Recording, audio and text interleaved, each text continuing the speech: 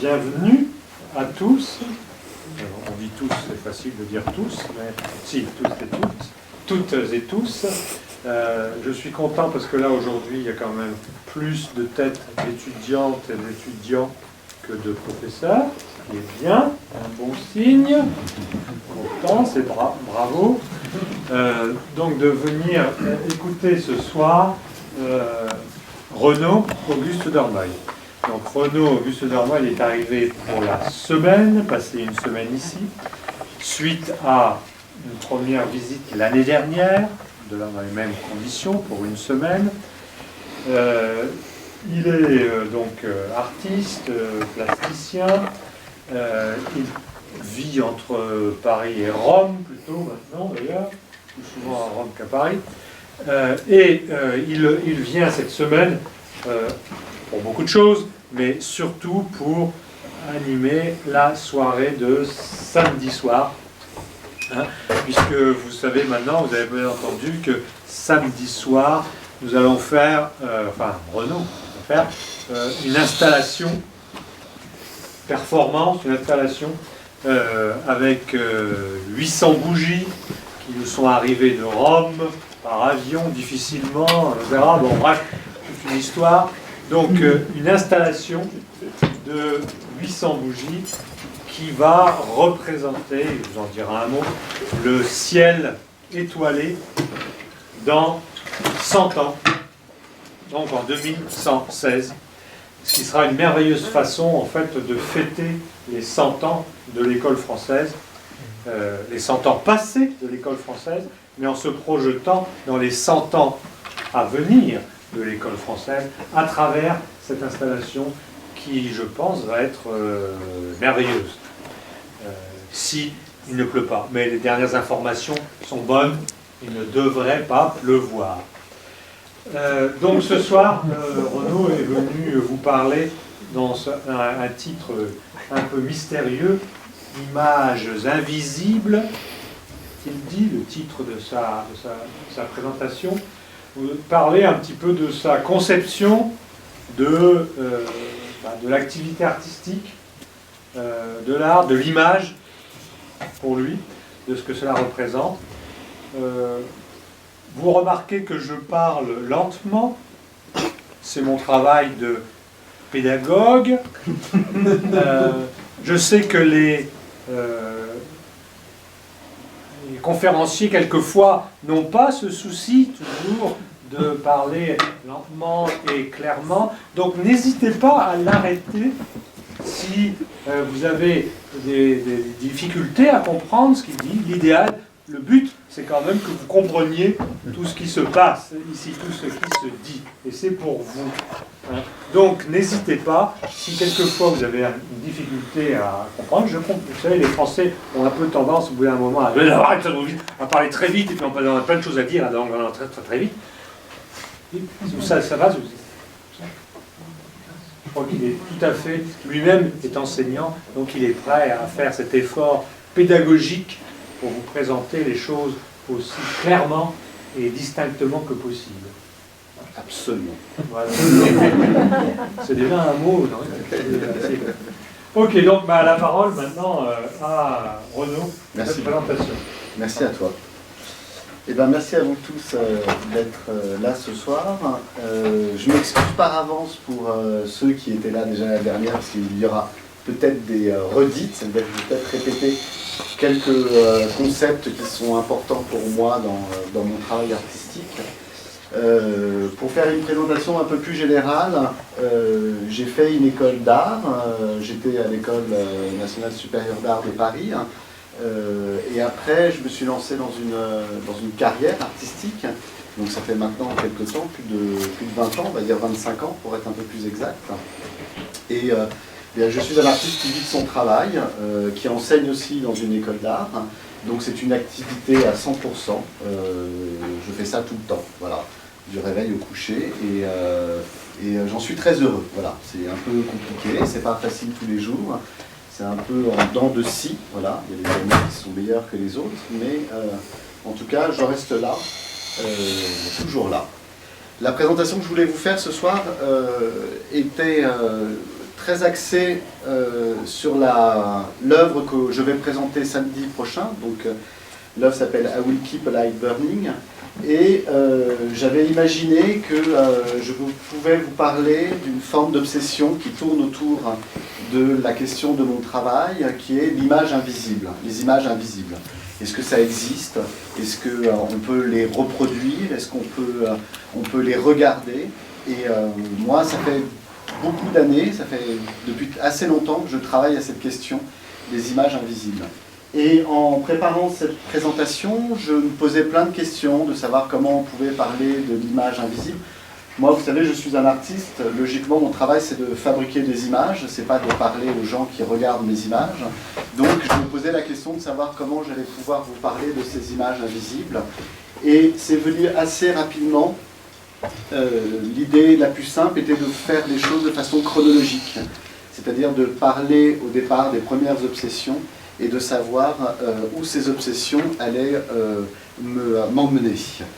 Donc, je vais commencer par une histoire assez simple que vous avez, pour certains, tous traversé. Ça a été le début du conflit yougoslave qui s'est déroulé en Europe dans les années 90.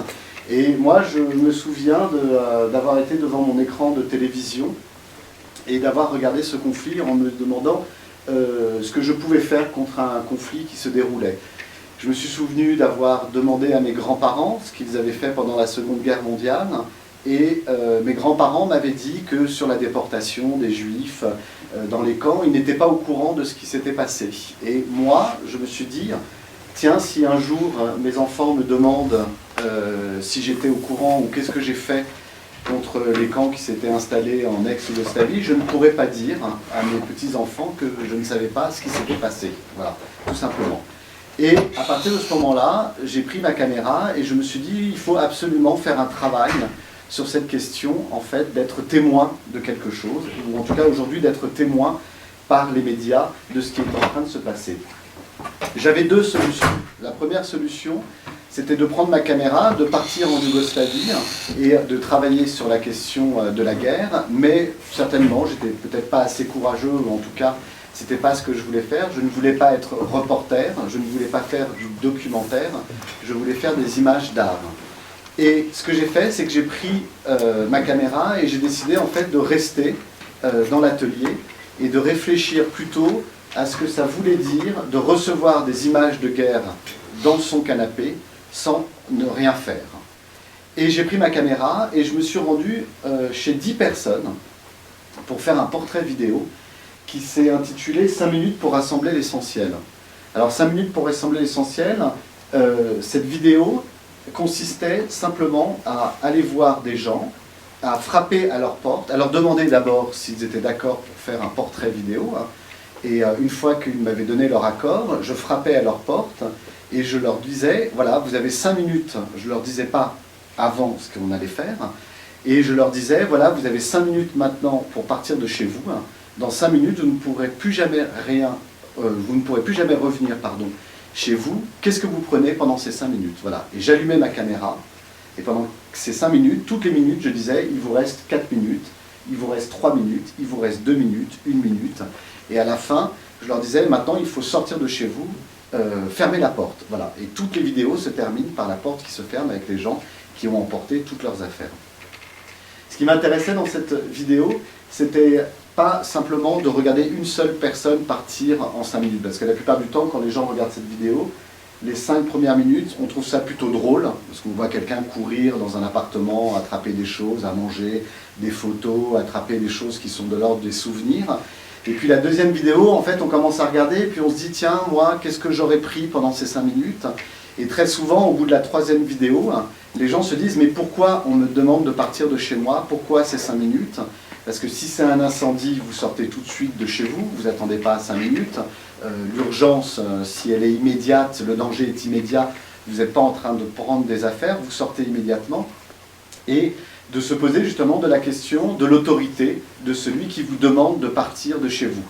Et c'était très étrange parce que cette expérience de faire ces vidéos, en parlant avec les gens avec qui j'avais fait cette expérience, les gens après me racontaient les histoires de leur famille. Alors il y avait ceux dont les parents étaient partis d'Algérie, ceux dont les grands-parents avaient été déportés, etc. Et que je me suis rendu compte à ce moment-là qu'il y avait une histoire commune des populations civiles, la plupart du temps, pas des militaires, mais des populations civiles, qui était commune, celle en fait de l'Exode, tout simplement. Quand j'ai fait cette vidéo, je me suis aperçu et je me suis surtout posé la question de la fonction de l'art. Voilà, je me suis dit, mais c'est drôle, voilà, j'ai fait quelque chose, j'ai essayé de reproduire du réel, et je me suis dit, mais en fin de compte, l'art, c'est certainement pas imiter le réel. Voilà, l'art, ça doit plutôt être quelque chose qui doit corriger le réel, ou peut-être interroger le réel.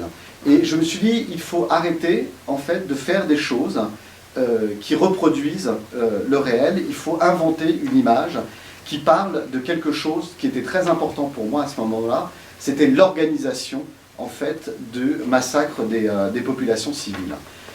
Je vous dis ça parce que c'est une chose qui est très importante pour moi après dans le travail, en parlant de cette chose de l'invisible, c'est que, en fait, j'ai détourné un petit peu la question de l'image invisible. Ce qui m'intéressait simplement, c'était de me dire, à un moment, il y a des gens qui ont le pouvoir et qui décident en fait de la vie et du destin des autres.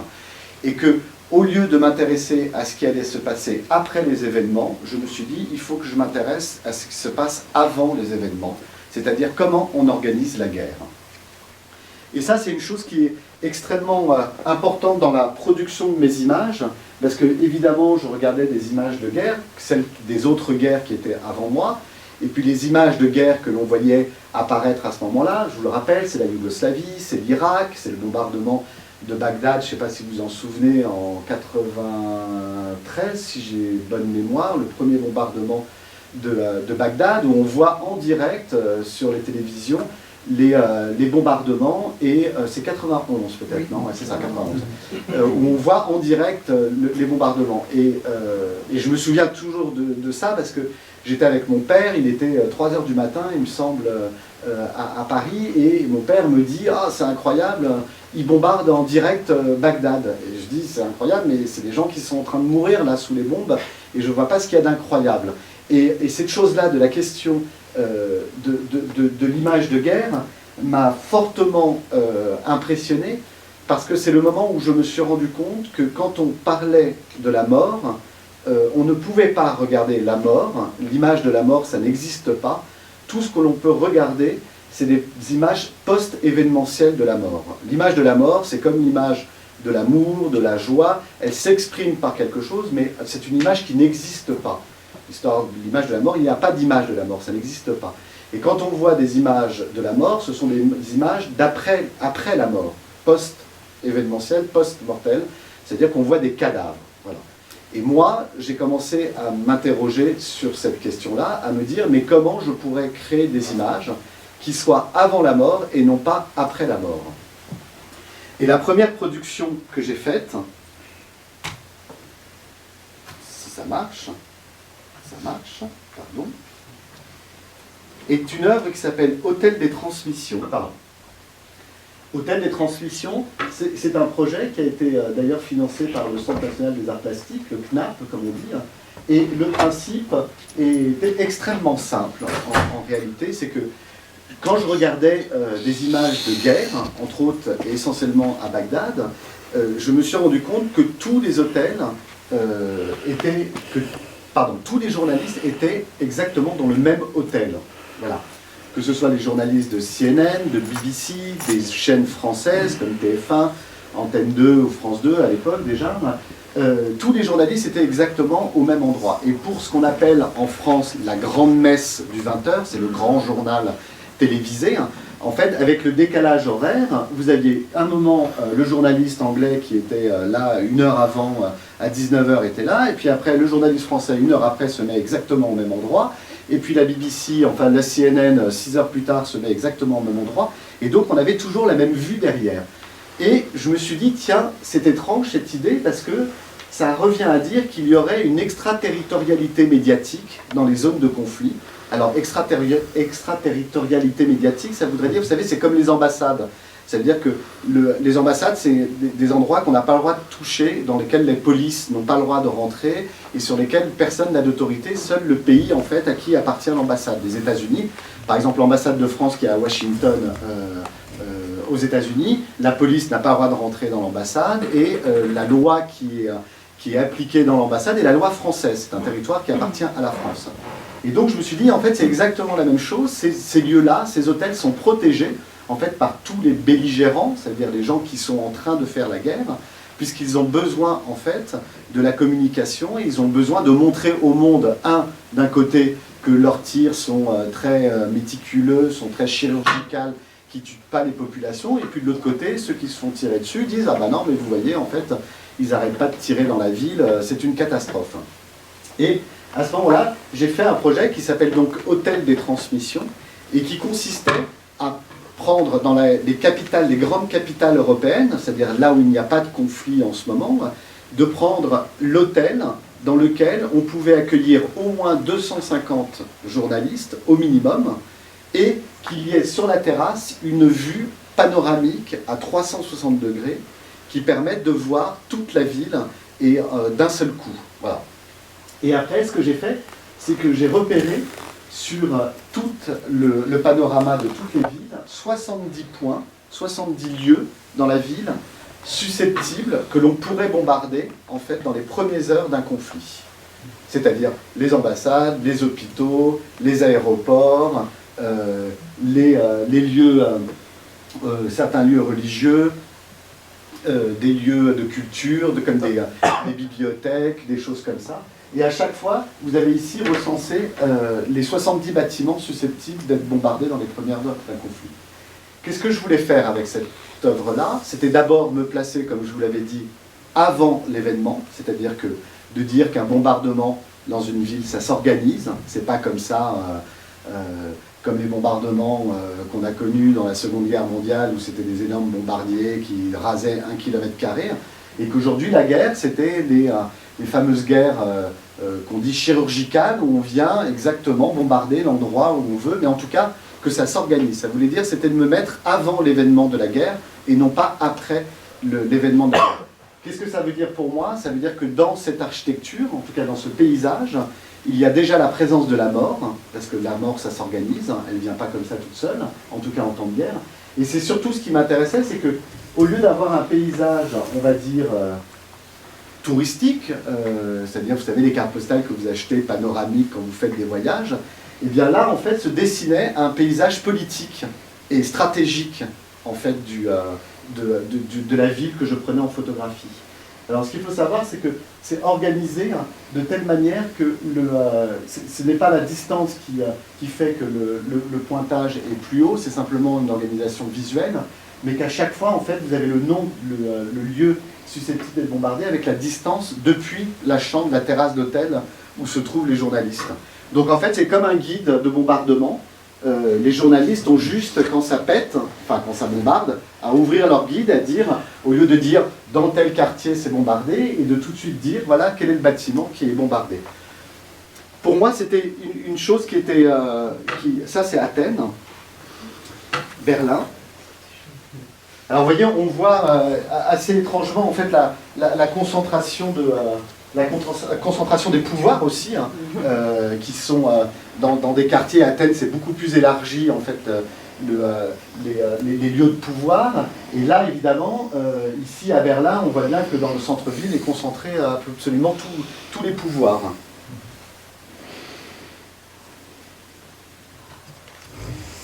Bruxelles.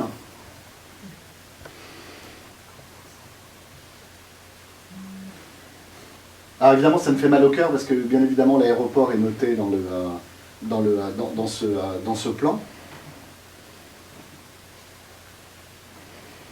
Dublin.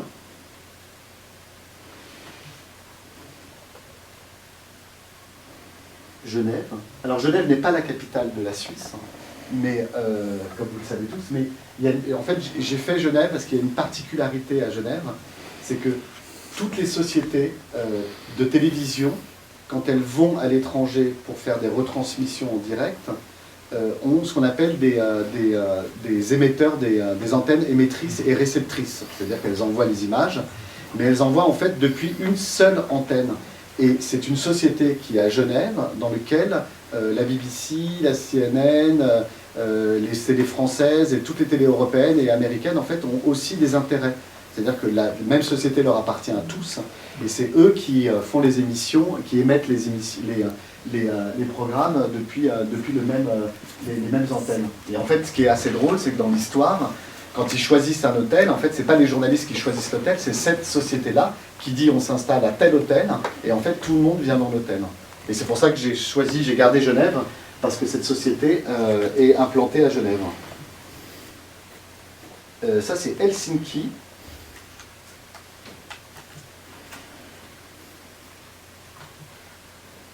Londres, là aussi concentration des pouvoirs, la City quoi. Madrid,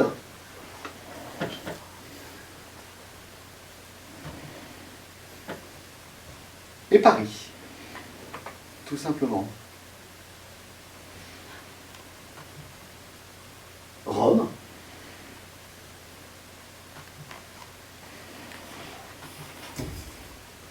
Et il me semble que c'est tout.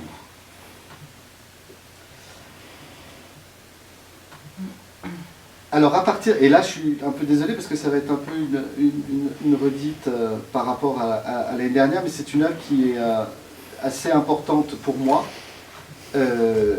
Après l'ensemble de cette production autour de l'image de guerre, je me suis interrogé sur la nécessité de...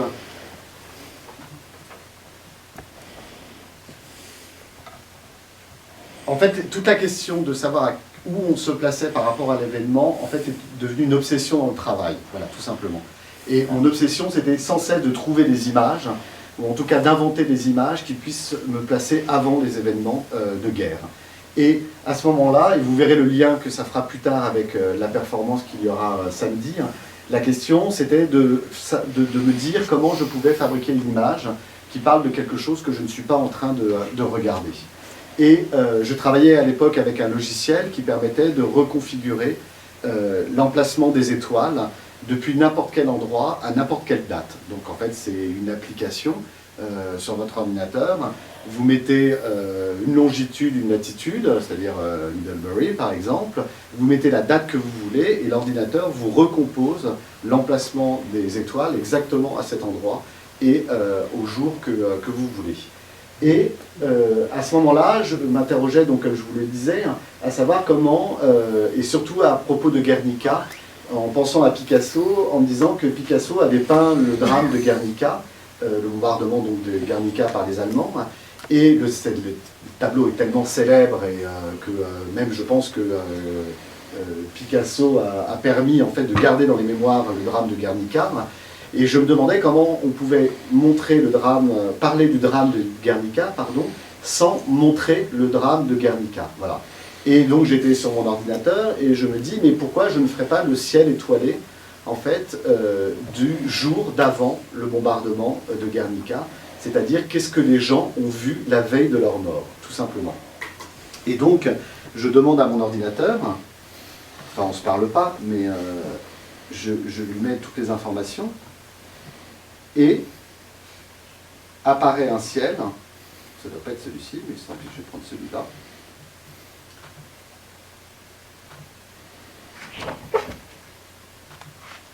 Et je fais un ciel étoilé. Alors, ces images ce ne sont pas des photographies, parce que évidemment je n'étais pas en 1936 pour prendre la photographie du ciel et de l'emplacement des étoiles à Guernica, mais c'est une recomposition de ce ciel-là. Et il y a une chose qui est très importante pour moi, c'est comme ce n'est pas une photographie, en fait c'est un tirage d'imprimante, comme votre imprimante d'ordinateur, c'est un jet d'encre tout simplement, sur lequel il y a simplement des blancs qui sont laissés dans l'impression.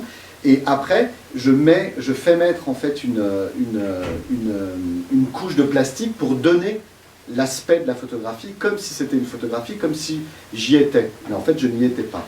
Et je commence avec Guernica, et à partir de ce moment-là, je choisis 12 dates qui sont évidemment les 12 ciels, les 12 mois de l'année, qui rentreraient dans une logique de compréhension du monde et des astres.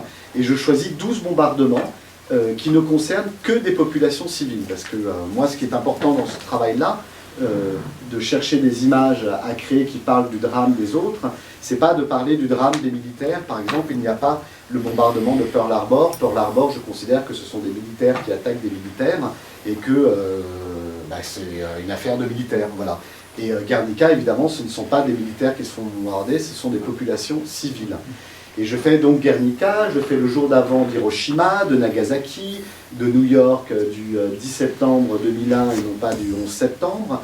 Pourquoi? Parce que ce qui devient intriguant dans ces images-là, c'est qu'on est à la fois dans le ciel des ignorants, c'est-à-dire de ceux qui vont mourir le lendemain, et dans le ciel des bourreaux, de ceux qui savent qu'ils vont tuer le jour d'après, tout simplement. Et les images que vous voyez là, évidemment, elles sont un tout petit peu plus petites que ça à l'échelle 1. Elles font 1,70 m sur 1,50 m, parce qu'en France, ce sont les formats de ce qu'on appelle les formats des cartes de l'IGN, de l'Institut géographique national. Donc en France, c'est une mesure pour toutes les cartes. En fait, on fait 1,50 m pour 1,70 m, qui serait en fait la taille idéale pour lire des informations. Et quand vous rentrez dans une salle de musée dans laquelle il y a toutes les images, il y a une chose qui est très importante pour moi, c'est que quand on est loin, en fait c'est des petits ciels étoilés, hein, quand on est loin, on voit un monochrome, c'est-à-dire on voit une tache noire, et puis on se rapproche de l'œuvre, puis on se rend compte en fait que c'est un ciel étoilé, et puis on se rapproche, et puis en fait on voit le ciel étoilé apparaître, et après on voit le titre ici, qui est par exemple pour celui-ci, The Day Before, donc Hiroshima, August 5, 1945, ah oui, c'est pas alors, 5 août 1945, à 23h59. Toujours la minute, en fait, avant le bombardement, pour être sûr, en fait, d'être justement à ce moment-là où on bascule de l'autre côté. Et pour moi, c'est une manière dans le travail, de faire rentrer la question du temps dans cette image invisible. Parce que je me rends compte, moi, dans ma pratique artistique, que cette image invisible, elle va concerner en fait une image mentale. Ça veut dire qu'on va être dans la reconstitution de quelque chose. Et si je me balade dans le temps, puisqu'en fait j'ai comme une espèce de pouvoir en tant qu'artiste, de pouvoir retourner en arrière, la question est aussi, à un moment, se pose de la question géographique, c'est-à-dire de savoir est-ce que physiquement, je peux créer une image qui me permet, moi, quand je suis devant cette image, de pouvoir me transporter dans le temps et aussi dans la géographie, dans l'espace en fait, et pas seulement dans la géographie, mais dans l'espace. Et cela implique aussi plein d'autres choses dans ma façon de percevoir les images, sur la question de la croyance aussi, parce que évidemment personne ne peut vérifier en fait que cette image est vraie ou qu'elle soit une fausse image. Et à partir de ce moment-là, ça me permet moi d'affirmer deux choses dans mon travail. C'est d'abord de travailler sur la question du politique, parce que comme vous l'avez vu avant, le fait de révéler la fonction du politique est pour moi une chose importante, parce que c'est révéler en fait ce qui est de l'ordre de l'exercice du pouvoir. C'est-à-dire, moi dans mon travail, je ne suis pas en train de faire une critique du pouvoir, je suis en train de m'interroger en fait sur quand on a le pouvoir, qu'est-ce que l'on fait du pouvoir? Quelle est la possibilité de changer le monde, ou en tout cas de changer le destin des autres? Et à partir de ce moment-là, je réfléchis justement par l'art à la manière de parler du politique, et je me rends compte par des expériences pratiques et esthétiques que, en fait, dans le monde dans lequel on vit, ce sont les politiques qui vendent du fantasme, parce qu'on croit toujours que les artistes sont en train de vendre du non-réel, du rêve, etc. Et en fait, moi je crois que dans la pratique artistique, c'est tout le contraire. C'est-à-dire qu'on vit dans un monde où le politique nous vend des fantasmes, vous vivrez plus longtemps, vous vivrez mieux, vous vivrez avec du travail, vous vivrez avec de la sécurité. Tout ça, c'est complètement illusoire, et que le travail de l'artiste, justement, c'est de réinjecter du réel, en fait, dans le fantasme des politiques. Voilà, tout simplement, c'est ça, moi, ce qui devient à ce moment-là la base du travail. Et à ce moment-là, eh bien, vient toute une série de travaux. Mais j'aimerais, avant de vous présenter l'ensemble de ces quelques travaux qui parlent de l'invisible, je voulais avant tout vous montrer un film d'un artiste qui s'appelle Gianni Motti. Voilà, on y est. Ici. Ah zut. Voilà. Alors, je vous résume en quelques mots le travail de Gianni Motti. Gianni Motti, c'est quelqu'un qui... c'est un artiste italien qui a un peu passé toute sa vie à usurper des événements. Ça veut dire que c'est un artiste qui, bien souvent, revendique des tremblements de terre. À chaque fois qu'il se passe quelque chose dans le monde, il essaye de faire croire que c'est lui qui a provoqué ces événements. Et évidemment, il ne choisit pas des tremblements de terre dramatiques où il y a eu 20 000 morts, plutôt des choses assez simples. Et il amène cette question qui, pour moi, est extrêmement importante en art, qui est la question de la croyance. C'est-à-dire que moi, je considère qu'en art, un peu comme, allons-y franchement, comme en religion ou comme dans le cinéma, en fait, l'important, c'est pas de savoir si c'est vrai, l'important, c'est de savoir si on y croit. Voilà. Dieu, personne n'est capable de prouver son existence, et pourtant on y croit. Et pour moi, l'art, c'est exactement la même chose. Personne n'est capable de prouver l'existence et la véracité de l'existence de l'art. À la question « qu'est-ce que l'art ?», personne n'est capable d'y répondre. Donc pour moi, l'art, déjà, au départ, n'existe pas. Et ce qui est intéressant, c'est les questions qui tournent autour de la question de l'art. C'est-à-dire, c'est quoi la beauté ? C'est quoi l'esthétique ? C'est quoi la représentation ? Et c'est justement un des rares moments où, pour moi, ça crée du lien social. Parce que le fait de pouvoir arriver dans une exposition et de dire une œuvre c'est de la merde ou c'est génial, ça permet en fait de communiquer avec l'autre avec simplement une parole et non pas un discours. Vous savez, dans les musées, en fait, quand on fait rentrer une œuvre d'art dans un musée, on construit un discours historique avec des historiens d'art. Dans un musée d'art contemporain, l'avantage, c'est qu'il n'y a pas de discours, il n'y a pas de collection. Donc en fait, c'est de l'art qui est livré de façon totalement brute et sur lequel chacun peut exprimer une parole, sa propre parole. Et quand je vous parle de croyance, c'est un peu comme au cinéma, je me souviens de l'avoir expliqué l'année dernière sur cette question de croyance. Souvent, vous allez au cinéma, vous allez voir Star Wars, le dernier qui est sorti, les types se battent avec des sabres laser dans l'espace. Ben pourtant, ça n'existe pas. Et pourtant, quand vous êtes dans une salle de cinéma, il y a une forme de croyance, vous y croyez pendant le temps de la projection du film. Et Gianni Motti joue justement sur ce phénomène de croyance, de savoir à quel moment il y a un doute. Le doute, c'est ce qu'il y a de plus beau, en fait, en art. Quel moment je peux douter de ce qu'il est en train de faire. Et lui, en fait, est toujours à la limite entre le moment où on doute et la réalité de l'acte qu'il est en train de faire. Et cette vidéo, en fait, je voulais vous la présenter pour la simple bonne raison que ça s'appelle Gianni Motti, donc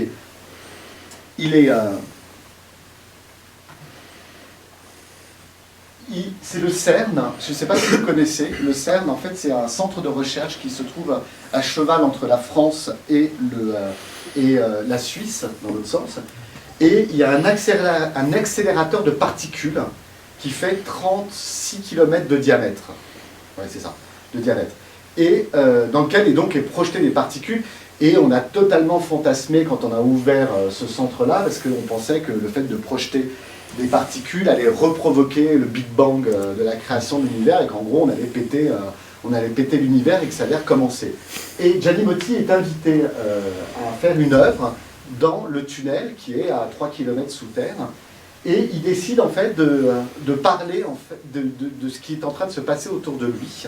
Et ce qui est en train de se passer autour de lui, c'est que il est dans un tunnel où les particules circulent et sont censées en fait venir se taper les unes contre les autres pour provoquer justement des réactions et pour les analyser. Et lui décide en fait de faire le tour du tunnel, ce que jamais aucun scientifique n'a fait avec ses propres jambes. Et donc il met 6 heures, puisqu'il y a 36 km, il marche à 6 km/h, et la caméra le suit pendant 6 heures tout simplement. Et ce qu'il faut savoir, c'est que dans les tuyaux qui sont là, parce que on fantasme sur des particules qui sont en train de circuler, mais ce n'est pas des tuyaux énormes, hein, c'est des trucs qui sont grands comme ça. Et une particule qui circule, en fait, fait 11 000 fois le tour en une seconde, tout simplement. Et lui, évidemment, se confronte à cette réalité qui est forcément invisible, qu'on ne peut pas voir, et qui pour moi est... Ah, dommage, bon voilà. Donc il marche pendant 6 heures, ainsi, comme ça, près de comment je fais comme ça, il marche comme ça autour de... moi, ce que j'adore, c'est les propositions qu'on vous fait par rapport aux vidéos. Non, mais c'est complètement délirant. Donc, il y a Star Trek. Voilà, c'est ça. Ah, il y a quand même des trucs du CERN, quand même, un petit peu. Et alors, je sais que s'il était là, parce que Gianni Motti est un copain, donc s'il était là, donc Dominique, je te demande, toi qui es vraiment dans le milieu de l'art contemporain, je te demande de le garder pour toi. Il vient d'être réinvité au CERN pour faire un autre projet, parce que ça, c'est un projet qui date de 2005. Et il m'a raconté l'autre jour le projet qu'il voulait faire, c'est qu'en fait, cette fois-ci, pour son deuxième projet au CERN, il s'est fait faire un prélèvement de son sang. Et ils ont prélevé en fait une particule de son corps. Ils en ont prélevé 2. Et en fait, son projet, c'est simplement d'envoyer les 2 particules de son propre corps pour savoir qu'est-ce que ça va donner quand ça va péter, quoi. Et je trouve ça absolument génial comme manière d'aborder l'œuvre. Alors, moi, ce qui m'intéresse dans cette histoire-là, quand on va parler justement d'invisibilité et de la manière de faire remonter des images et la manière dont on va parler des images qui sont additionnelles, qui ont disparu, qu'on peut faire revenir, qui ne seraient pas visibles au départ, j'ai mis en place pour ma part 2 travaux dont je voulais vous parler et que je vais vous présenter tout de suite. Voilà, PDF.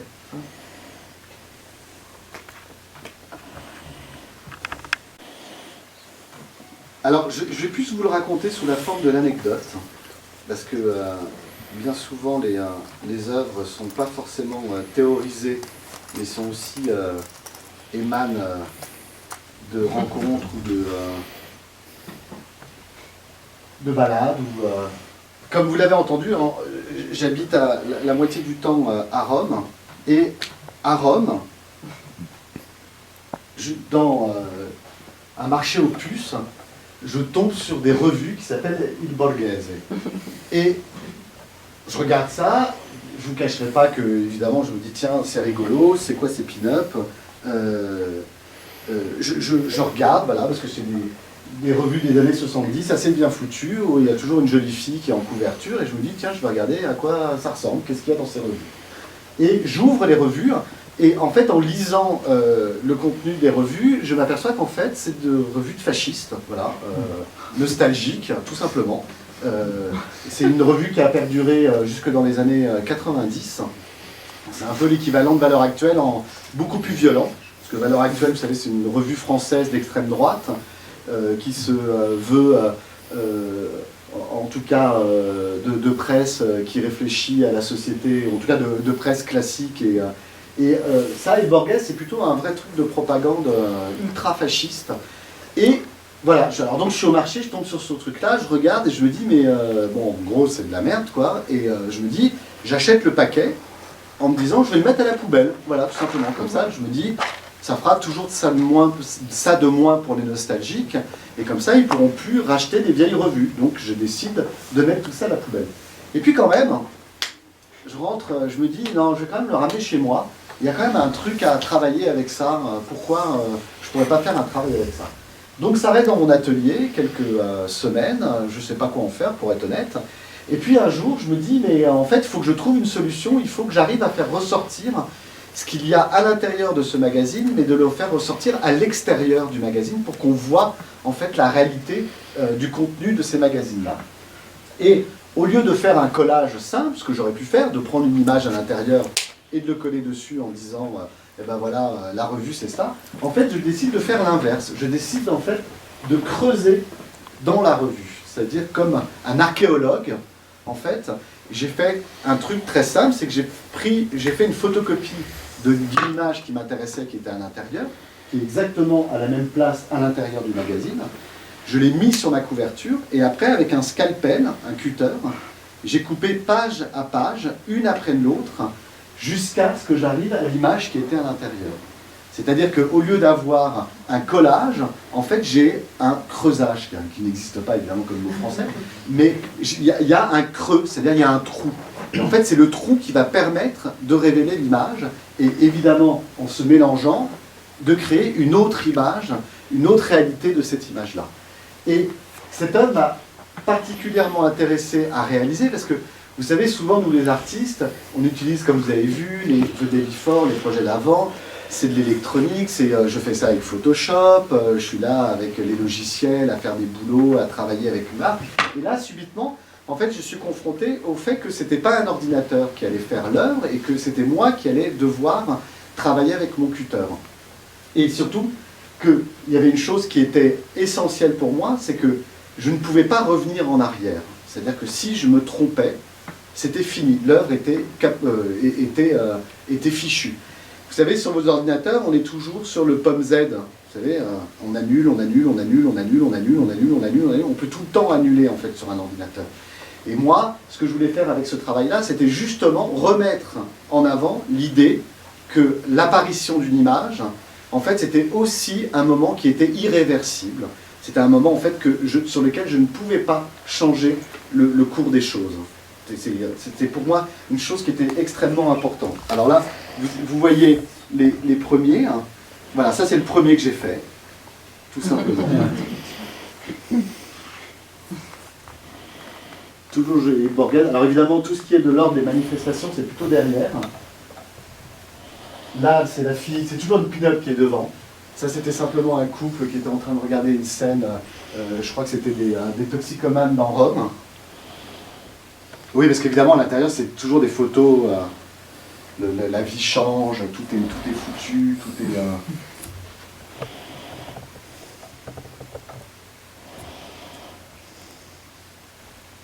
Et borghese, ça veut dire le bourgeois. J'aime beaucoup celle de droite. Et alors, vous voyez, je ne sais pas si... Je ne suis pas assez grand, malheureusement. Mais vous voyez... Comment on peut faire? Bon, bref. En fait, vous voyez le point qui est comme ça. En fait, vous voyez que c'est creusé. Parce qu'à chaque fois, en fait, je laisse la page que je veux faire remonter, je la laisse exactement là où elle est. Donc parfois, en fait, ce que je creuse est très fin, c'est une dizaine de pages. Et puis parfois, en fait, l'image se trouve quasiment à la fin du magazine. Donc il faut que je creuse tout le magazine pour pouvoir y arriver. Donc parfois, en fait... Vous voyez ici, c'est très fin, on voit bien qu'il n'y a aucune épaisseur, et là on voit bien tout en haut qu'en fait il y a quasiment un demi-centimètre d'épaisseur de magazine qui est percé. Et après, comme une bonne idée reste une bonne idée, je l'ai fait avec les lives. Donc j'ai commandé des lives sur Internet, mais je n'ai pas choisi n'importe quel live. En fait, j'ai choisi les lives des premières... où on présente les images des premières bombes nucléaires. Celle-ci, en fait, c'est des images, j'ai racheté le live du blackout de 1963, je crois, 65, pardon, 1965 à New York, pour faire ressortir, en fait, les images qui étaient à l'intérieur du live. Et ce qui me permet, en fait, ce que j'aime beaucoup dans ce projet-là, ce qui me permet simplement, avec la même couverture, en fait, de faire une œuvre différente à chaque fois. Puisque c'est le même magazine que j'achète, et en fait, à chaque fois, je fais ressortir une image différente. Et ben voilà, ça, c'est les premiers essais alors, j'ai fait ressortir l'image d'un film dont il parlait qui sortait aux États-Unis à ce moment-là. Et puis une autre image de gens qui cherchaient des choses sur le sol.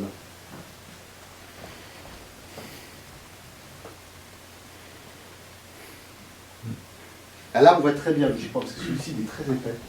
C'est Historia, celui-ci. Vous voyez, on le voit ici, là au-dessus, là, sur la veste. On voit bien qu'il est totalement...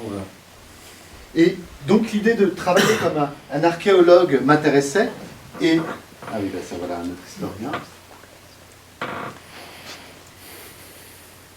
Vous voyez encore à droite, là, vous avez la même couverture qu'il y a à gauche après.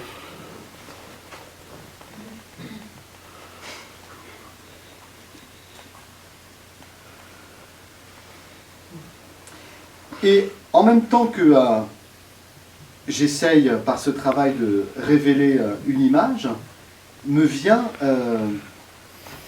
à l'esprit une collection que j'avais commencée il y a déjà pas mal d'années. Et là, sur le coup, l'idée était de travailler non plus comme un archéologue, mais presque comme un géologue. Et en fait, je vous raconte ça parce que là encore, c'est une petite anecdote. c'est que ma galeriste à Paris me demande une pièce pour la FIAC, en me disant, est-ce que tu peux me donner une pièce pour... La FIAC, vous savez, c'est la Foire internationale d'art contemporain, c'est là où toutes les galeries se réunissent pour acheter, pour vendre des œuvres d'art.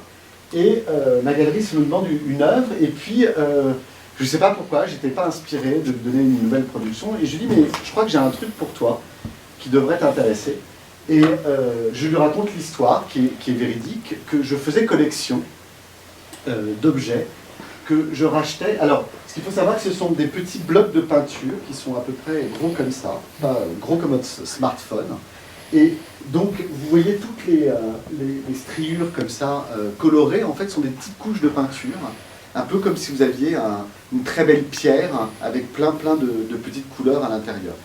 Et en fait, ce qu'il faut savoir, c'est que ces morceaux de peinture, je les rachète à des anciens ouvriers des usines Ford de Détroit, donc qui a été fermée dans les années 90, suite à la faillite de Ford, maintenant qui a été rouverte il y a 2 ans. Et quand les voitures passaient dans les ateliers de peinture, en fait, vous savez, c'est des pistolets, hein, les ouvriers sont comme ça. Alors, pendant 3 jours, on les peint en rouge, 3 jours après, on peint en bleu pendant 3 jours, et ensuite, on change de couleur. Et évidemment, en fait, il y a des résidus de peinture qui sont sur le sol, et de temps en temps, les ouvriers, en fait, découpent la peinture qui est au sol, et récupèrent et les mettent à la poubelle. Sauf qu'il y a eu des ouvriers, en fait, qui ont gardé les résidus.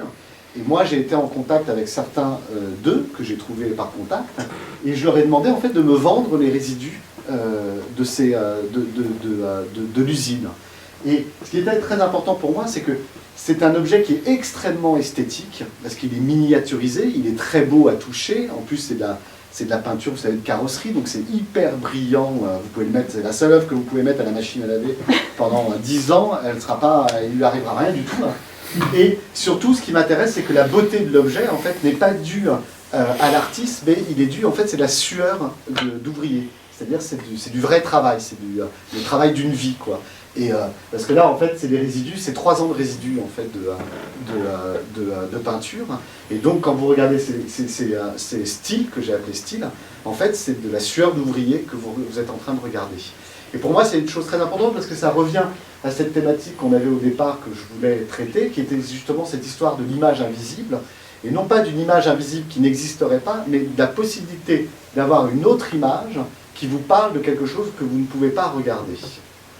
Et là-dessus, je passe au travail d'un autre artiste, Kirill Charbonnel, qui est un jeune artiste que j'ai eu comme étudiant, et qui a fait un travail merveilleux, que je voudrais vous présenter, parce qu'il va me permettre en fait de parler de la dernière performance. Ça va, je ne suis pas trop long? Non, c'est bon. Et qui va nous permettre en fait de parler de l'œuvre que l'on verra samedi. Ça. Vous pouvez éteindre un seconde? Non. Alors, je vous fais un petit récap, enfin, je vous explique l'œuvre.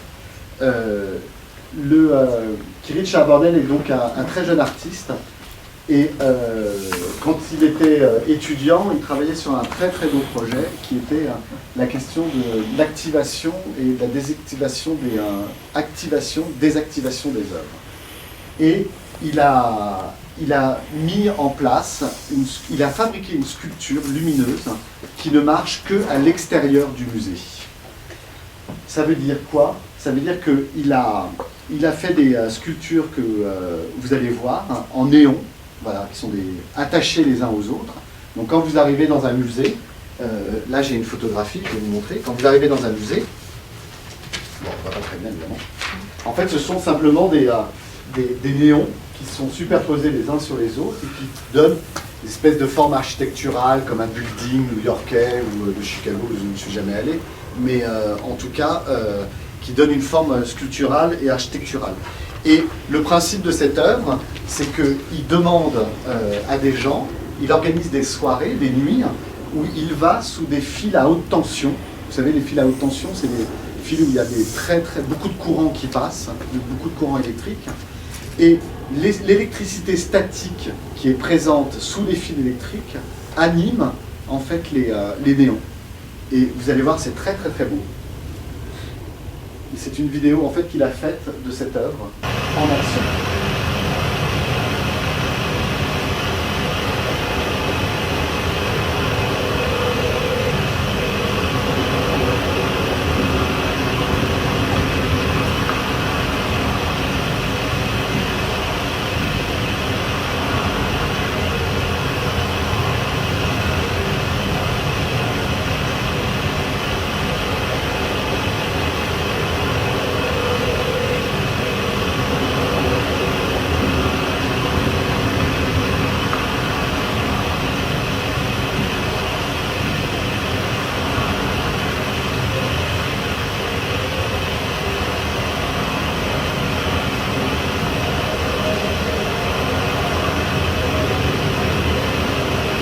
Alors vous voyez, il n'y a aucun branchement électrique. En fait, c'est uniquement l'électricité statique présente dans l'air qui permet d'activer et d'allumer les néons.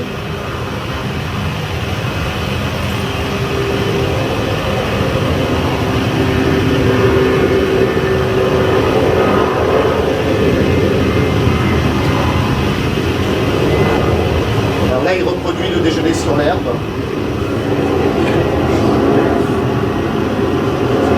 De l'humour aussi.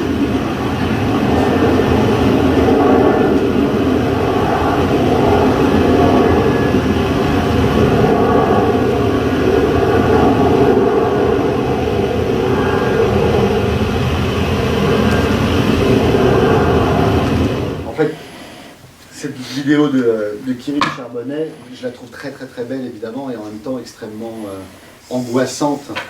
Parce qu'elle parle évidemment de toutes ces choses qui nous traversent, qui sont à la fois les ondes, mais aussi on pourrait penser à des totems, à une procession, donc ça pourrait être autant les morts que les vivants, les corps, l'absence, et toute idée à la fois insupportable et en même temps lourde, parce que moi j'aime beaucoup cette œuvre parce qu'elle permet d'imaginer les choses comme si on était dans l'impossibilité d'embrasser le monde et en même temps si le monde pouvait être simplement présent sur un totem et pouvoir concentrer en fait tout ce qui n'est pas visible à l'œil nu. Et en parlant de visible à l'œil nu, c'était ce que je voulais faire juste avant, donc je me suis un peu raté, mais c'est pas grave, je vais y arriver quand même. C'était sur un travail justement que j'avais réalisé à... Moi j'ai toujours, je vais vous le dire d'une autre manière, en fait j'ai toujours été amusé que quand je regarde un film étranger, donc je fais comme beaucoup de gens, je regarde en version originale sous-titrée, en fait le moment où vous regardez les sous-titres, c'est le moment où vous ne regardez pas les images du film.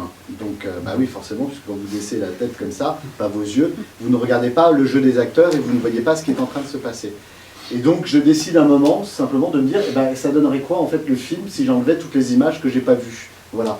Et que si je le regardais pour de vrai, mais sans à ce moment-là le son, ni les gens qui sont en train de parler dans le film. Donc j'ai repris Vertigo, tout simplement, et j'ai enlevé toutes les séquences où ils sont en train de parler. Pour justement, comme dans le travail que j'avais fait dans les Uncover, vous savez, dans les copies, qu'est-ce que je raconte ? Dans les magazines où justement on vient extraire une image à l'intérieur, l'idée de ce travail-là, en fait, c'était justement d'enlever des images du film pour savoir ce que ça donne après comme autre image. Je vais vous en montrer quelques minutes, parce que c'est tout le film qui est pris de A à Z comme ça. Quand on regarde le film, j'aime beaucoup la façon dont ça met en évidence le fait que les choses deviennent surjouées en fin de compte. Et que, évidemment, quand on a une absence de parole, une absence de dialogue, en fait, on ne voit que des acteurs qui surjouent des sentiments. Et j'aime bien parce que pour moi, en fait, c'est une manière de déconstruire justement cette croyance au cinéma, de croire que les choses sont vraies. Moi, je suis toujours fasciné de constater que, vous savez, souvent, moi, j'essaie de comprendre en fait ce qui fait la différence entre une pratique artistique et une autre. Voilà, qu'est-ce que c'est que la différence entre l'écriture, entre le cinéma, entre les arts plastiques. Et à un moment, je m'étais interrogé sur la question de la pratique du cinéma, et je m'étais dit, c'est incroyable, en fait, le cinéma, la différence avec les arts plastiques, c'est que le cinéma, on part, tout est faux au départ, et on tend vers le réel, et on croit au réel du cinéma. C'est-à-dire que les décors sont faux, les acteurs jouent la comédie, ils sont maquillés, les lumières sont fausses. Enfin, dans une salle une séance de cinéma, une séquence de cinéma, tout est faux. Voilà. Et pourtant, quand on le regarde, ça tend vers le réel, on a l'impression que c'est vrai. Et moi, j'ai toujours l'impression que les arts plastiques, c'est exactement le contraire. C'est-à-dire qu'on part du réel et on va tendre justement vers des choses que l'on ne peut pas regarder. Alors ça me permet à moi d'embrayer justement sur l'œuvre, ça me permet de parler de l'œuvre que vous allez voir samedi, qui s'appelle I Will Keep a Light Burning, et qui est justement l'idée d'activer ce voyage dans le temps et ce voyage d'une image qui n'est invisible et qui ne sera d'ailleurs visible par personne. Parce que je ne sais pas si vous avez lu le petit texte, mais I Will Keep a Light Burning, en fait, le projet, c'est d'activer le ciel qu'il y aura dans 100 ans et que personne ne pourra jamais regarder de ses propres yeux. Pour moi, c'est une œuvre qui est extrêmement importante puisqu'elle me permet d'affirmer que seul l'art est capable de montrer quelque chose que vous ne pourrez jamais regarder de vos propres yeux. Dans 100 ans, on sera, en tout cas pour certains d'entre nous, on sera tous morts. Et dans 100 ans, personne ne pourra vérifier en fait que ce ciel existe véritablement. Et pour moi, c'est extrêmement important parce qu'il va y avoir 800 bougies, pardon, pour l'occasion, qui vont être placées au sol et qui vont permettre en fait de visualiser ce ciel qu'il y aura dans 100 ans. Quand j'avais fait The Day Before, vous savez, le projet des ciels la veille des bombardements, après j'avais complètement arrêté de travailler avec les bougies. Et j'ai été pensionnaire, j'ai eu la chance d'être pensionnaire à la Villa Médicis. Et à la Villa Médicis, vous savez, c'est à Rome, c'est une résidence française où les artistes sont invités à travailler pendant 1 an. Et à ce moment-là, je me suis dit, mais pourquoi je ne pourrais pas retravailler? J'avais fait The Day Before 6 ans avant. Et je me suis dit, mais tiens, pourquoi je ne pourrais pas travailler encore avec les étoiles? J'ai envie de retravailler avec les étoiles.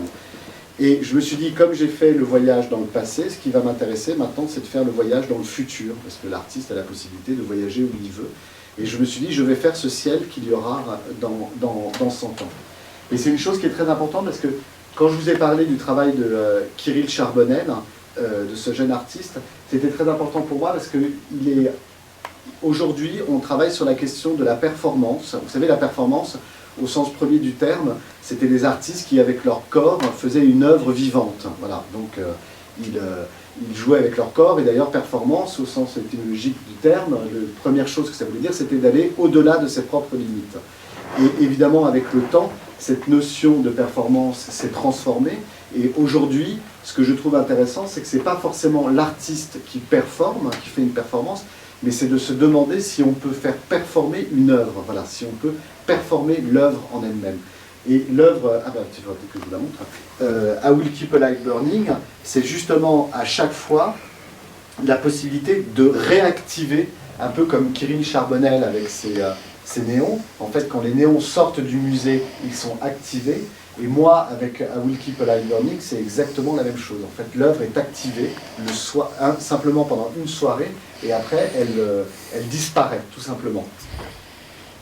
Je vais vous montrer quelques images avant de conclure. Vous voyez, en fait, ça c'était celle qui avait à Beaubourg, qui était l'œuvre qui était présentée à Beaubourg, et après en différents endroits, comme en haut qui était la Villa Médicis la première fois que je l'ai faite, après c'était la butte Chaumont pour la Nuit Blanche, et après c'était dans le jardin des Tuileries à Paris. Et je me permets juste de prendre encore 5 minutes pour conclure, parce que la chose qui était très importante avec... mais je sais pas, j'ai l'impression, je sais pas si peut-être que je vous l'ai raconté l'année dernière, mais je me permets juste de le raconter encore une deuxième fois, parce que j'adore cette performance. Quand j'étais à la Villa Médicis, en fait, je voulais travailler sur Galilée, parce que Galilée, pour moi, c'est le premier homme à avoir montré de l'invisible. Vous savez, il a inventé la lunette d'observation, et la lunette d'observation permet simplement de pouvoir regarder des étoiles qu'on ne pouvait pas regarder à l'œil nu. Et quand j'étais à la Villa Médicis, je voulais faire quelque chose avec Galilée, et je me suis présenté à l'Académie américaine, qui a racheté l'endroit où Galilée a fait sa première présentation de sa lunette d'observation. Il a fait 3 présentations de ses lunettes d'observation. Il en avait fait une à Florence, là où il habitait. Il en a fait une à Venise, sur la tour Saint-Marc. D'ailleurs, c'était l'occasion pour les militaires en fait, de prendre la lunette et non pas de regarder les étoiles, mais de regarder en fait l'horizon de Venise et de pouvoir observer entre autres l'île où on fait les Murano. Voilà, donc les militaires avaient tout de suite une application très concrète de l'invention de Galilée. Et la troisième fois, il était à Rome et sur le mont Janicule, dans un petit café, parce qu'en fait, en gros, il l'a présenté à une quinzaine de personnes dans un bar. Et ce lieu-là, qui s'appelle la Casa Rustica, a été racheté par l'Académie américaine, qui est à Rome, a été racheté il y a 30 ans par l'Académie américaine. Et donc, je me présente à l'Académie américaine, à la directrice, et je lui parle de mon travail, et à un moment, je montre les images de The Day Before, et elle me dit, ne bougez pas, je reviens tout de suite. Bon, elle part, un quart d'heure, 20 minutes, 45 minutes. Au bout de 45 minutes, je me dis, elle m'a oublié et elle est passée à autre chose. Pas du tout, elle revient 45 minutes après, avec 2 facsimilés qui étaient exactement la même chose que moi, des ronds noirs comme ça avec des étoiles, que lui avait envoyé la NASA le soir de l'inauguration de l'achat de la Casa Rustica dans lequel Galilée avait fait sa présentation. Et sur les 2 facsimilés, il y avait le ciel du 14 avril 1611, quand Galilée avait fait sa présentation, et la version augmentée avec toutes les étoiles qu'il avait permis de montrer en fait ce soir-là. Donc elle me montre ça et elle me dit, vous faites ce que vous voulez à l'Académie américaine. Et là, j'organise 2 dîners, et je vous libère juste après, hein, je vous ai promis. J'organise 2 soirées en fait à l'Académie américaine. D'abord, je prends mon argent de ma bourse et j'organise un dîner, tout simplement, où j'invite 20 personnes exactement à l'endroit où Galilée a montré les étoiles. Et pendant ce dîner, je raconte juste 2 histoires. Une histoire que j'aime beaucoup, qui est, vous savez, le premier empereur du Japon, qui a été choisi par la déesse du soleil, lui a offert 3 objets au premier empereur. Il lui a offert un miroir rond, une dague et un bijou. Voilà. Le miroir, c'est un miroir qui est rond, d'ailleurs, qui on suppose représente en fait le drapeau japonais, tout simplement. Et ce miroir est conservé dans un temple qui s'appelle le temple d'Ise, qui se trouve au sud de Tokyo, vers 300 km de Tokyo, et dans lequel aucune personne ne peut rentrer, sauf les empereurs. Voilà. Et d'ailleurs, c'est très beau parce que ce temple est détruit tous les 20 ans, mais avant d'être détruit, il est reconstruit exactement à l'identique à côté. Et une fois qu'on a construit le nouveau temple, on détruit le nouveau temple et on met le miroir à l'intérieur du nouveau temple. Donc c'est tout le truc japonais, modernité, tradition, ça veut dire qu'en fait c'est toujours le même objet, mais en même temps c'est plus le même objet, donc c'est extrêmement important pour eux. Et chaque empereur japonais, c'est un peu comme les rois français, hein, le roi est mort, vive le roi, c'est-à-dire qu'un roi meurt, son fils devient le roi.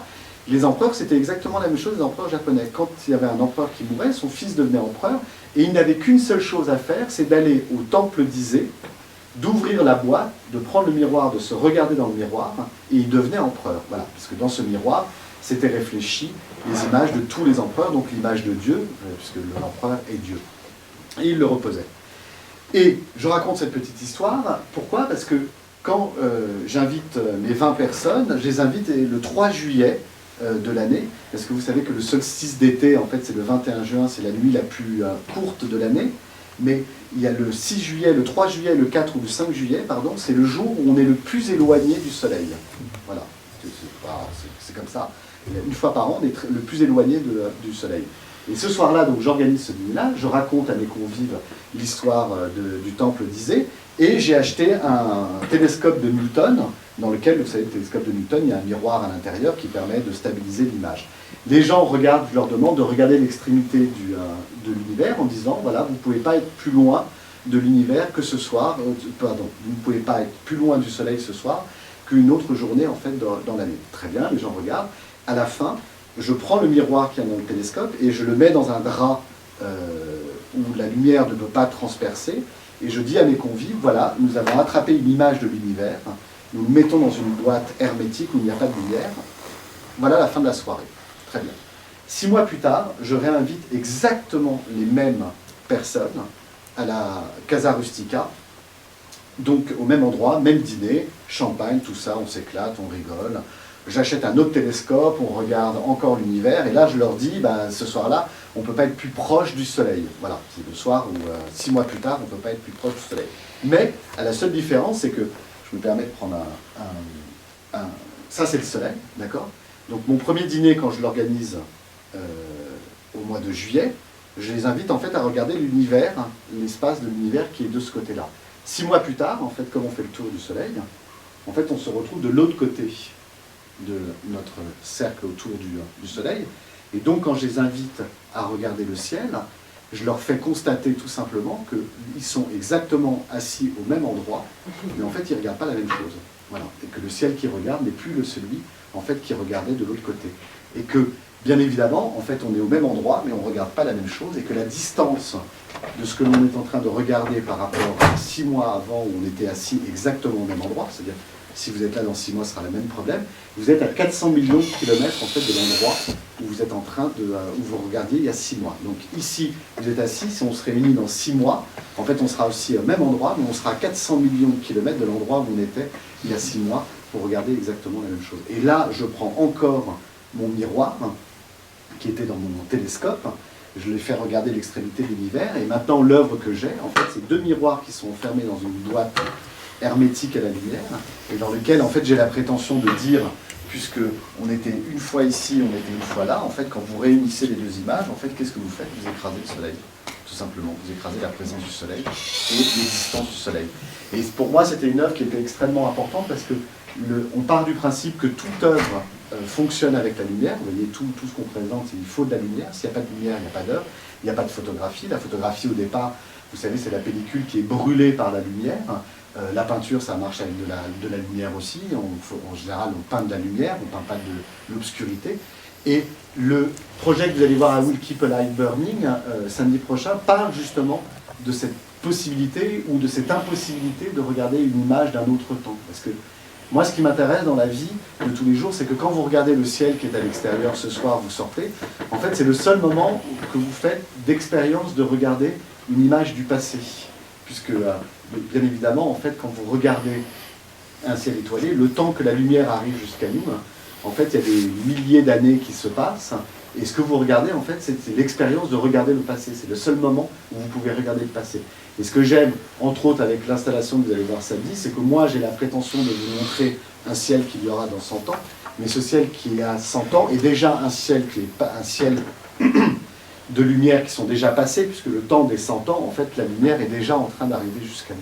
Donc voilà, ce qui m'intéresse, en fait, dans tous ces travaux-là, c'est de parler de l'élasticité, en tout cas du temps, l'élasticité et le pouvoir de l'artiste, de pouvoir se balader dans cette histoire du temps, et de décider ou non quand arrive la lumière, et en tout cas d'embrasser quelque chose qui nous dépasse, puisque l'idée en fait de ce travail, pour moi, en tout cas de ce travail artistique, c'est à la fois de constater les choses, mais de se laisser emmener vers autre chose que son propre travail. Voilà, tout simplement.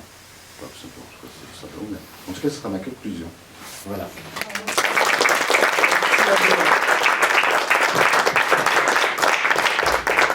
Une question, pas de question? Il y a quelque chose de troublant dans les images du jour avant le bombardement. C'est qu'en fait, quand on regarde les deux photos de ciel, Oui. La légende est importante parce que c'est là que la véritable différence s'inscrit. On voit le nom de la ville qui est différent et je crois qu'il y avait l'heure de la prise, c'est ça? C'est 23h59 à chaque fois. À chaque fois? Ouais, à chaque fois. C'est la minute d'avant. Ouais. C'est très intéressant parce que je me concentrais sur les photos, donc on parlait du film, on a du mal à lire les sous-titres ou à écouter quand on regarde, Ouais. et j'espère ne pas avoir manqué quelque chose. Le but de cette installation, de ce projet, c'était de montrer, de préfigurer l'événement avant qu'il arrive, c'est ça? Exactement. C'est la saisie du moment avant l'événement. Ce qui est troublant quand on regarde ces photos, en fait, c'est que la légende nous invite à voir la différence entre ces deux événements qui sont séparés par le temps, qui sont séparés par l'espace. Mais lorsque l'on regarde ces deux photos, la première chose que j'ai essayé de voir les différences. Alors, je vais te Il y en répondre a, tout de il y en suite. a quelques-unes. Il y en a très peu, il y en a très peu sur ces deux images, parce qu'en fait, tu as le même... L'idée, en fait, c'est que moi, je brouille les images, puisque je ne les redessine pas comme des constellations, comme on a l'habitude de lire le ciel. Mais justement, Voilà. est-ce que ça ne détruit pas l'événement au sens politique? Parce que là, on a l'impression d'être chez Deleuze, Layon, le temps qui s'oppose à Chronos, le temps éternel. Et finalement, ce temps éternel finit par devenir un événement, pardon de parler comme un philosophe, mais ce que Deleuze appelait l'espèce d'événement absolu, en fait. L'événement absolu qui, justement, finit par détruire la signification de la date. C'est-à-dire qu'on retombe dans le temps mythologique de la Grèce antique, Aion, qui est cette espèce d'éternel qui s'incarne dans ce moment du présent. C'est-à-dire que moi je trouve que ce qui problématise l'image encore, c'est qu'en fait la photo, et elle est encore plus troublante lorsque l'on sait, parlant de virtuel, que la lumière que l'on voit n'est pas là. C'est-à-dire qu'en fait cette lumière a pu mourir il y a des centaines d'années. Mais le sous-titre, finalement, apporte une contradiction par rapport à l'image. C'est-à-dire que l'événement du bombardement se trouve confronté à deux images qui, dans leurs petites différences, tendent vers un événement absolu qui est en fait la destruction de la chronologie. Alors, c'est drôle ce que tu dis, parce que moi d'abord je vais répondre comme plasticien et pas comme philosophe, c'est que il y a une extrême importance en fait à la question de l'esthétique de l'image. C'est-à-dire que moi, les deux dernières conférences que j'ai faites, c'est ici et l'année dernière où j'ai présenté des images. D'habitude, je ne présente jamais d'images de mon travail. C'est-à-dire que je fais l'effort parce qu'on est avec des étudiants qui ne parlent pas notre langue, donc si tu leur montres pas d'image, c'est encore plus compliqué. Mais d'habitude, moi, je parle du travail sans montrer des images. Parce que moi, je considère que la reproduction d'une œuvre comme ça tue l'œuvre. Pour la simple bonne raison, c'est que si tu avais l'œuvre devant toi, en fait, d'abord, elle est à ton échelle, c'est à la Caravage, tu vois, c'est le truc, ça prend ton corps, tout simplement. Et que quand tu t'en approches, c'est toi qui fais la découverte, en fait, de la date, de ce ciel, de ce qu'il peut entendre ou sous-entend. Et que moi, il n'y a pas de direction qui est donnée, en fait, à la lecture de l'image. Il y a d'abord une image esthétique, parce que d'abord, je travaille sur la question de l'esthétique, avant d'être sur la question du politique, et que c'est justement la beauté de l'image, puisque je peux sans grande prétention dire que l'image est quand même assez belle, et que c'est justement plus tu t'en rapproches, en fait, plus tu comprends en fait la symbolique, et pas forcément la symbolique, parce qu'on n'est pas justement sur le symbole, on est sur l'événement, c'est-à-dire sur le moment présent. Mais on reste dans l'événement. Absolument, on reste dans l'événement. Mais il n'y a pas, moi ce qui m'intéresse, c'est quand je mets les 12 images les unes à côté des autres, c'est qu'il n'y a pas de hiérarchie en fait de l'événement. Il n'y a pas, c'est pas chronologique. Quand je demande à l'installation de cette œuvre-là, c'est les 12 images qui sont installées dans une seule pièce. La plupart du temps, c'est quand tu es artiste, tu viens organiser l'accrochage des œuvres, tu vois. Donc moi, le régisseur, la personne qui s'occupe de monter l'œuvre, en général, je l'ai au téléphone, je dis « Ah, mais ce qui serait bien, c'est que vous me les mettiez en place pour que je vois à quoi ça ressemble. » Voilà, vous me les mettez en distance, là. Et quand j'arrive, donc il les met au pif, hein, il ouvre les trucs, tac, il les met au pif. Et quand j'arrive, en fait, je dis, ok, c'est bon, on les met comme ça. Alors il y a toujours la question, ah, mais tu voulais pas, t'as pas un sens. Je dis, mais non, comment veux-tu que je mette une hiérarchie entre les mecs d'Hiroshima, Nagasaki pour moi, il y a pas c'est pas un rapport de hiérarchie, tu vois, ce sont des images qui parlent de quelque chose qui n'est pas visible. Tu comprends ce que je veux dire? Alors, donc, oui, juste pour continuer, oui. je vais le redire d'une façon non Oui. philosophique et d'une façon beaucoup plus pragmatique. Est-ce qu'on ne pourrait pas dire, et ça repose la même question en fait, que la personne qui a regardé le ciel juste la veille du bombardement d'Hiroshima a en fait vu la même chose que la personne qui a regardé le ciel juste avant le bombardement de Bagdad? Tu vois ce que je veux dire? Alors, je vais répondre d'une autre manière. C'est pas le même. Hein. Je vais répondre d'une autre manière aussi, de façon vachement plus pragmatique. C'est que c'est ce que j'avais dit avant, c'est que c'est la question simplement de l'exercice du pouvoir, et que celui qui est mort sous ce ciel-là, enfin qui ne savait pas qu'il allait mourir, en fait n'a même pas regardé ce ciel-là, puisqu'il ne savait pas. Dans ce ciel-là il n'est pas écrit qu'il va mourir. Pourtant, la décision de sa mort est déjà prise. Tu comprends ce que je veux dire? Oui. J'ai répondu encore d'une autre manière, mais ce que je veux dire, c'est que moi, je fais bien le distinguo entre le moment, l'image, avec toute l'esthétique qu'elle a, tout ce qu'elle a dans l'histoire de l'art, dans ce qu'elle comporte en elle-même en tant qu'esthétique, ce qu'elle comporte derrière comme sujet politique, et en même temps, pour moi, c'est des œuvres qui se rapprochent uniquement de la question des populations civiles, et non pas de ceux qui ont le pouvoir. Tu comprends? Et donc, à ce moment-là, mais je fais exprès de ne pas répondre à ta question, parce que en fait, je ne veux pas hiérarchiser justement le regard, parce que moi, je préfère parler en fait des victimes, de l'organisation en fait de la mort, plutôt que de dire est-ce qu'il y a un destin qui est écrit dans ce ciel-là. Il n'y a pas de destin écrit dans le ciel. Il n'y a rien d'écrit. À part ce que tu as envie d'y mettre. Ouais. Entre parenthèses, le ciel hier soir était très beau. Voilà. Et on est encore vivant. C'est vrai que ça tombe bien. Je sais pas si je réponds totalement Non, à ta la question. mais c'était un questionnement, c'était pas nécessairement une recherche de réponse. C'était quelque chose d'intriguant quand même, de se dire que face à ces deux événements, qui en tant qu'événements ont quelque chose d'unique, quelque chose qu'on ne peut pas, qu'on doit singulariser, et la singularité, mais désolé de reparler dans une logique philosophique, mais c'est l'image qui génère cette pensée. L'événement est singulier. D'un point de vue du visuel, on est attiré vers l'identité. C'est-à-dire que moi, j'ai vu le même ciel. Et justement, parce que je savais qu'il allait y avoir une différence, j'ai cherché la différence. Et la différence, on a beaucoup de mal à la trouver. Alors, c'est deux ciels qui se ressemblent beaucoup. Ouais. En fait, c'est le graphiste qui s'est planté. Il a mis deux fois le ciel. C'est deux fois le même. C'est deux fois le même. Ah, voilà. Là, effectivement, tout le raisonnement disparaît. C'est la seule erreur du catalogue. En fait, il a mis la légende, c'est exactement le même ciel. Alors qu'en fait, les deux, on est dans la virtualité, là. On peut tout imaginer, tout est possible. Mais c'est ce qui après, pour moi, fait sens aussi, parce que quand le ciel que tu verras samedi, il est justement en fait tout aussi sous la forme symbolique, mais moi, ce qui m'intéresse, c'est évidemment de parler d'événements qui ne nous appartiennent pas et des morts qu'on peut difficilement, tu vois, à la fois ignorer, mais aussi mentionner, parce que c'est d'autres histoires. Et ce qui m'intéresse, moi, tu vois, samedi, c'est de le mettre en contradiction avec une autre œuvre qui, elle, ne fait que parler de toi, quoi. Moi, pour moi, de toute façon, toutes les œuvres sont des formes de... sont des miroirs, donc ce qui est intéressant, c'est de savoir... Enfin, la manière dont j'ai essayé de conclure cette présentation, c'est vraiment pour moi l'importance d'un travail artistique, c'est le moment où... C'est le moment où tu bascules, quoi, et le moment où tu bascules vers quelque chose que tu ne peux plus embrasser, quoi, qui t'échappe complètement. La vie, la mort, enfin, je veux dire, pour moi, c'est la question. L'année dernière, j'avais beaucoup insisté sur la traversée du temps. Moi, j'ai beaucoup travaillé dans mes boulots sur la question de savoir si c'est nous qui traversons le temps ou si c'est le temps qui nous traverse. Et l'idée, c'est pas d'y répondre. L'idée, c'est simplement, quand tu regardes le travail, de te dire à quel moment tout ça l'échappe, quoi. Et ça nous rend à la fois commun et à la fois totalement individuel d'une expérience qui nous est propre. Je me permets juste d'interrompre pour demander s'il y a d'autres questions, parce qu'après on peut continuer en petit comité, mais on va libérer les étudiants. Oui, bien sûr. Est-ce que vous avez des questions à poser? J'ai une question sur la langue, c'est parce qu'on étudie la langue que ça m'intéresse, mais j'ai noté que c'était en anglais. Les titres? Oui.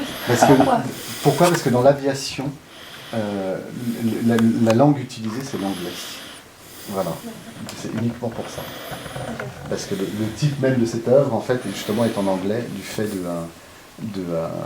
que dans l'aviation civile encore aujourd'hui, c'est l'anglais qui est utilisé dans le monde entier. Et c'est dans toutes vos œuvres ou juste? Alors, c'est très souvent dans mes œuvres, mais il y a des œuvres qui portent des noms français, ça dépend de l'humeur et du... ça dépend de l'humeur. Là, c'est vrai qu'il y en a beaucoup, pour le coup. Il y en a même que quasiment, j'ai présenté que ça. C'est vrai. Mais l'autre, tout le reste, c'est du français en général. Ouais. Ça dépend, en fait.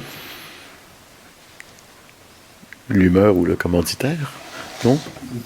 Beaucoup plus l'humeur. D'accord. C'est rassurant. Non, mais parfois, moi j'aime bien la dernière série, s'appelle comment? C'est Le tourbillon de la vie. Tu vois, parce que c'est une très belle chanson d'un film qui s'appelle Jules et Jim, et que tu devrais regarder, c'est un très beau film. Et c'était drôle parce que j'étais invité par la fondation Ricard, qui est des gens qui vendent de l'alcool. Et ils ont une grosse fondation d'art contemporain, ils m'avaient invité à faire une exposition, et le premier projet d'exposition, c'était une phrase tirée justement de cette chanson qui dit « Et l'alcool fait oublier le temps ». Voilà. Et je trouvais ça vachement joli pour la fondation Ricard d'appeler l'expo comme ça, et ils ont refusé évidemment. Et en disant « Non, ça va pas le faire ». Et donc j'ai appelé l'exposition « Il serait temps ». Voilà. Et après, c'était drôle parce qu'on avait travaillé sur le communiqué de presse. Et il m'avait dit, mais qu'est-ce qu'on va mettre avec « Il serait temps ». Donc j'ai fait toute une série de phrases. il serait temps de se mettre au travail, il serait temps d'être sérieux, mon garçon, il serait temps, voilà, toute une série de... il serait temps de changer de crèmerie, il serait temps qu'on écrive mon nom correctement. Parce que j'ai un nom de famille, personne n'arrive jamais à l'écrire correctement, même pour les expositions. C'est la première chose que je vérifie, c'est l'orthographe de mon nom, parce que je sais très bien qu'il va y avoir une faute d'orthographe. Ça me fait toujours beaucoup rire. Donc voilà, c'était il serait temps d'être moins con, voilà, des choses comme ça. C'est très drôle. Enfin, moi, ça m'a fait beaucoup rire. Il faut toujours laisser aux artistes la possibilité d'écrire les communiqués de presse, c'est toujours beaucoup plus drôle. Moi, quand je lis les communiqués de presse écrits par les artistes, ça me fait toujours beaucoup rire. C'est beaucoup moins sérieux, en fait. Tu n'en trouves pas? Il y a un verbiage. Ouais, toujours un truc. Mais c'est comme un scan, quoi. Enfin, t'as l'impression qu'on est en train de te... C'est rien des... Vous savez, c'est toujours drôle, parce qu'on en parlait l'autre jour à déjeuner, c'est la fonction, enfin pas la fonction, mais l'activité d'artiste, c'est toujours un... en tout cas dans les arts plastiques, comme on dit, on est toujours en train de te demander des trucs que tu sais pas faire, quoi.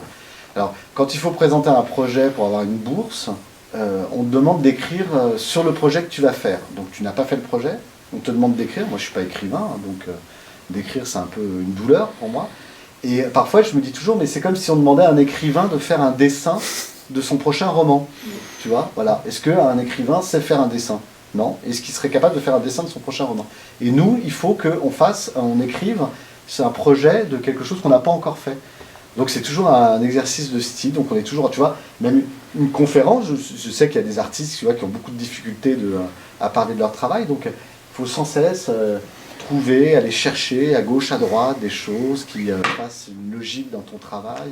Et tout ça, c'est des choses qui, parfois, font beaucoup souffrance aux artistes. Et c'est marrant parce que moi, je sais que ça me fait plaisir de parler de mon travail, évidemment, mais d'habitude, je ne présente jamais le travail comme ça. Je ne présente pas d'image du travail. Parce que moi, ce qui m'importe, après une conférence ou la présentation d'un travail comme ça, c'est que vous alliez dans les musées pour voir les œuvres d'art. Et pas simplement te dire « Ah oui, je connais tout son travail, j'ai tout vu », parce que quand on est face à l'œuvre, ça n'a plus rien à voir que... c'est pas la même relation. L'émotion, elle est là, il n'y a pas d'émotion, là, on est juste en train d'expliquer ce que je suis en train de faire. Mais l'œuvre, quand on est confronté, c'est un peu ce que j'essaie de te répondre avant. En fait, moi, le David Ford, quand tu es... enfin, je ne vais pas extrapoler, hein, bien sûr, mais il est bien évident que je suis beaucoup plus attaché en fait, à l'esthétique de l'œuvre qu'à en parler.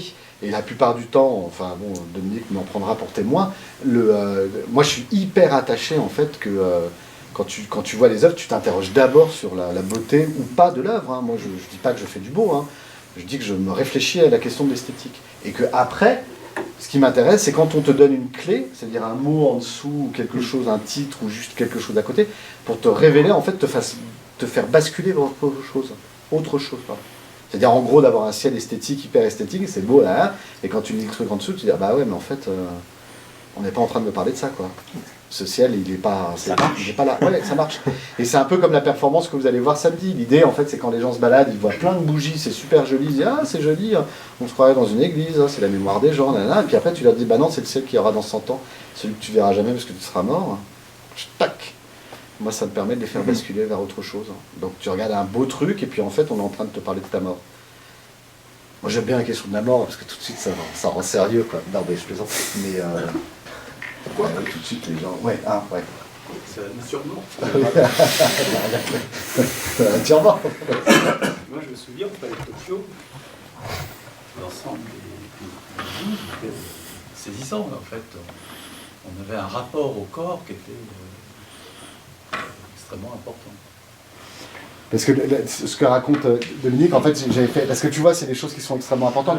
Le Palais de Tokyo, t'as 30 mètres de plafond, tu vois. Et moi, j'ai dit, le seul truc que je vous demande, si vous présentez la pièce, c'est que je veux un plafond à 4 mètres. Donc, on a fait tendre une bâche de lumière, avec des néons au-dessus. Donc, en fait, tu rentrais dans une pièce qui était chargée de lumière, où tu n'avais que des carrés noirs, les 12 carrés noirs. Et quand tu t'en approchais moi, l'effet que je voulais, c'est que d'abord, tu n'avais aucun spot, donc tu n'avais pas de reflet de lumière dans les images. Elles étaient brillantes, donc en fait, à un moment, tu apparaissais dans l'image. Et quand tu apparaissais dans l'image, c'était le moment où en fait, tu pouvais lire le sous-titre. C'est-à-dire, c'est le moment où tu comprenais l'image, c'est le moment où toi, tu étais dans l'image. Et forcément, tu ne pouvais pas être dans l'image, puisque c'est la mort des autres, c'est pas la tienne. Et donc forcément, pour moi, enfin ce que je voulais, c'est que tu sois confronté au fait de regarder la mort des autres, quoi. Et que cette question du politique, de l'exercice du pouvoir, de qu'est-ce qu'on fait quand on a le pouvoir, qu'est-ce qu'on décide, en fait tu étais confronté à la connaissance en fait, de ce qui allait se faire. En fait, ce que j'aimais dans cette, enfin pas ce que j'aimais, dans cette confrontation, c'est que tu étais à la fois, on va dire oh zut, j'ai pas le mot, bon, peu importe. Tu étais à la fois du côté des victimes, mais tu étais aussi à la fois du côté de ceux qui savent ce qui va se passer, quoi. Puisque tu es le jour d'avant, donc forcément, moi je te transpose le jour où tu sais ce qui va se passer. Et ben je te remercie que ça a été saisissant, parce que c'était vraiment l'idée du... Oui, puis en fait tu regardes la beauté, mais après, en fait, tu jouis presque du spectacle de la mort. On retrouve le spectacle. Bah écoute, si ça marche, je te remercie. Je m'en souviens encore.